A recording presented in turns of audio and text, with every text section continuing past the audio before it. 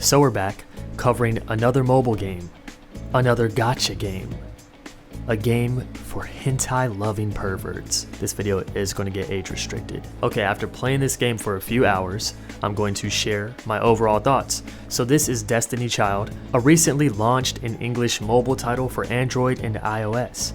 I'm currently playing this game on an iPad Pro.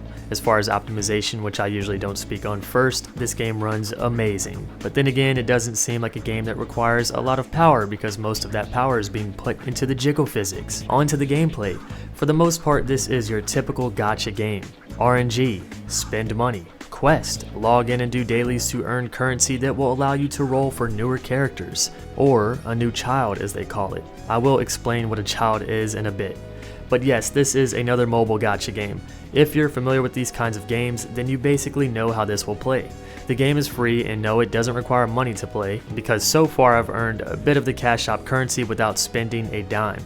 There might also be an event going on since the game just launched, so if you like what you see throughout this video, now would be the time to join. Enhance your child, evolve your children, form a team, take on quests that have a few instances with enemies, the usual. But how does this game differ from any of the other gacha games? Well, in the same way that most gacha games differ from each other. A unique story and very small mechanic changes or differences. The thing I like about Destiny Child is that it plays like your usual autoplay gacha, but also plays like a tap game at times.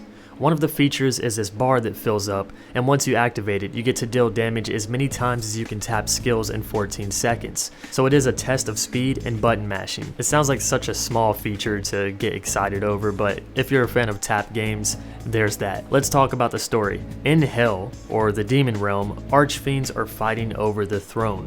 You play the role of a demon who wanted to leave his home realm to live like a mortal. Read manga, watch anime. This is the life he wanted. But a cute thickling comes along and convinces him, or tricks him into fighting for the throne. To take the throne requires an army of children. Well, I don't know if they call them children, but you need a child. And, I guess the correct term for having multiple childs would be children. The game gives me huge Persona and No More Heroes vibes. From the soundtrack to the story, it's like these two series had a baby. Obviously, the gameplay is very different, but the story very much reminds me of Persona, venturing into a human's mind, taking on dungeons, fighting their desires. This is required to make a child. At first, I didn't think I'd care for the story, but it's actually what I like most about this game. It's pretty funny, well thought out, and very lewd at times. There's also an area where you can shop and do different events to help evolve and level your characters. As far as the lore, this is an area where demons and humans like to hang out. Normally this wouldn't be okay, but these are demon followers and it's more like a secret thing. Now, the biggest, most standoutish thing about this game is the... Hey, focus. Now, the biggest, most standoutish thing about this game is the art style. It's very unique. The art and character design for this game is top notch. 10 out of 10. Amazing. Obviously, it caters to anime and ecchi lovers. Now, I won't judge anyone for playing a gacha or even this game, but you can't act like this isn't the game's main theme. Just being super sexual, ecchi. Is this a problem? For a guy like me, hell no.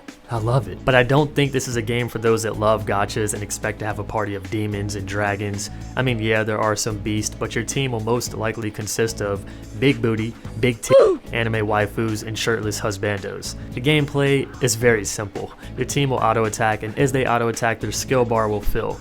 Once filled, you can tap to use their skills or have the auto-skill feature on.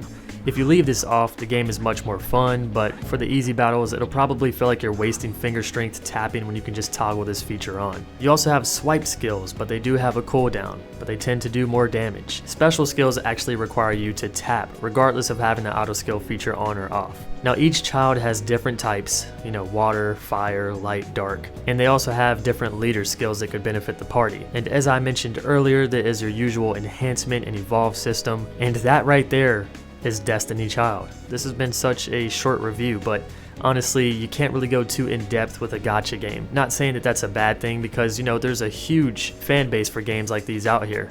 In fact, I even enjoy them myself, but there's not really much I can discuss about this game unless we focused on the story for 10 minutes here, which I'm not going to do for our first impressions. So is this game for you? I think that comes down to whether or not you like mobile games, specifically gacha, and if you'll enjoy looking at this game. It's something you can play on the go, on the side, but you know, if you're not into lewd stuff, then yes, you'll want to stay very far away from this game. But if you're like me, you'll want to get very close to this game.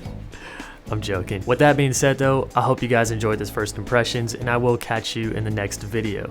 See you soon, friends.